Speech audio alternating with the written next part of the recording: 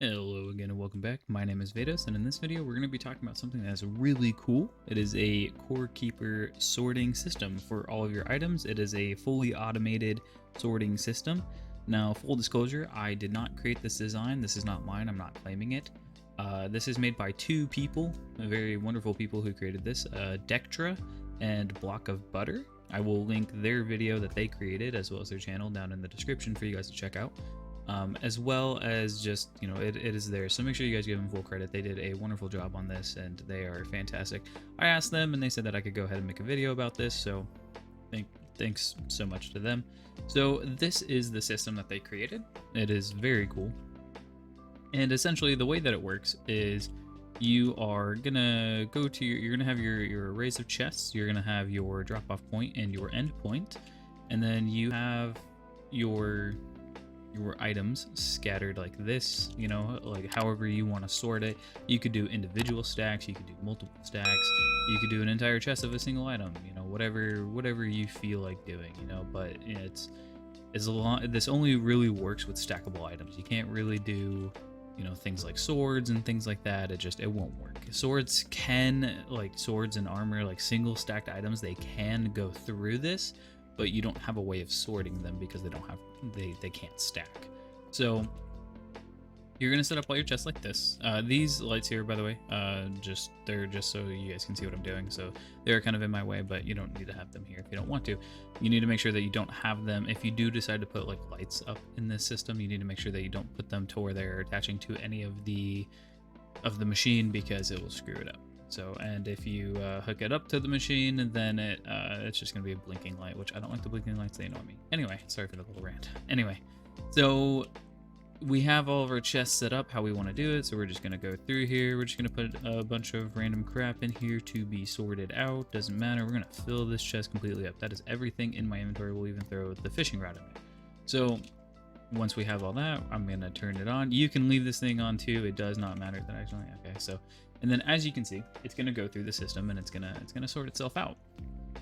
And the way that this works is the robot arms, they don't have a way of detecting what is in a chest. So the robot arm says, oh, I'm going to take something from this chest and I'm going to put it into this chest. And then it just puts it in there. But because the chest is full, it just drops it on top of the chest.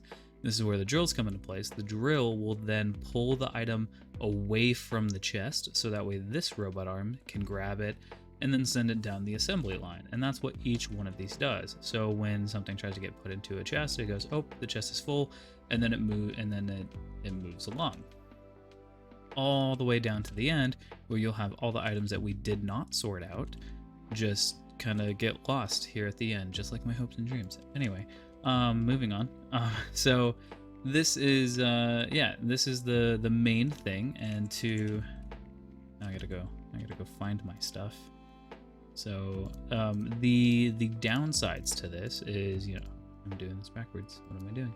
The downside to this is you have to, leave at least one item in a chest in order to have it sort out. And, it doesn't, I don't need that stuff. Yeah, so you gotta leave at least one item, in the chest, so that way it can sort itself out.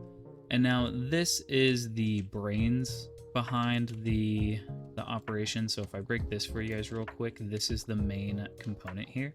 Is this here, this little setup, minus the switch. If you could hook a generator up to it. The switch is just so you can turn it on and off. This is a very simple little just like pulse clock that just 1 second, just every 1 second it sends out a pulse. This is very important, and the reason why this is important is if you don't have this, and if you don't have this, the drills will stay on consistently, and drills can break just about any block in the game. And so if the drill is on consistently, it'll break your chest, and then your items explode everywhere. It's a bad time. So the pulse allows it to stay on long enough to do what it needs to do, and then it shuts it off before it can actually do any damage. So the other things that I have encountered with this is if I had it where I had a wire coming up here to the end, right over here. Crap.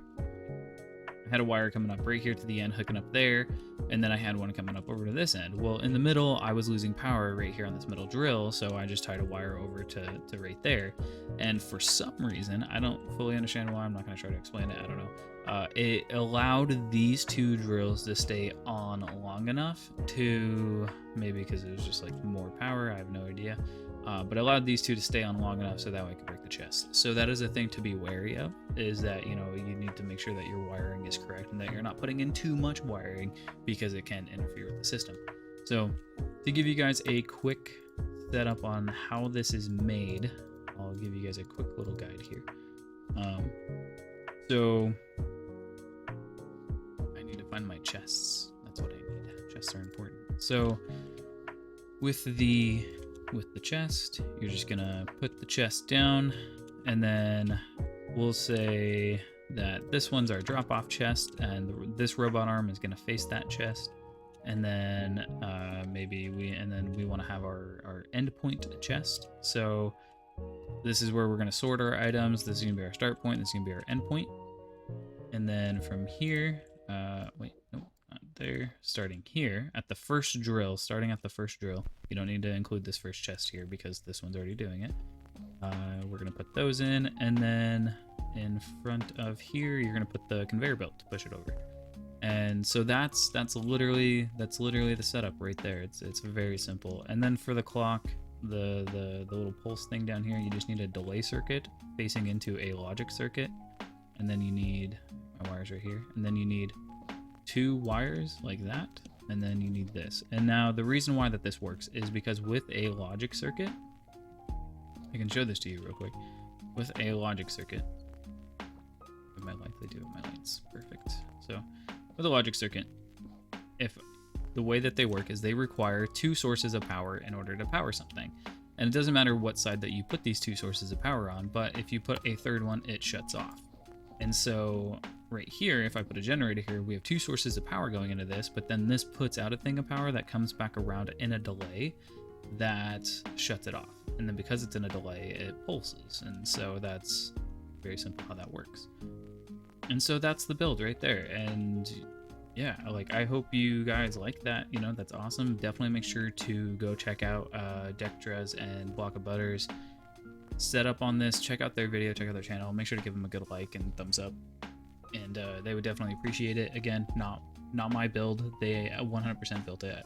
I'm not taking credit for this. So hope you guys enjoyed this video. If you guys did, thank you guys so much. Like and subscribe, as well as comment down below if there's anything that I can do better, or if there's just anything in specific that you would like to see on this channel. Hope you guys enjoyed. Stay happy. Peace.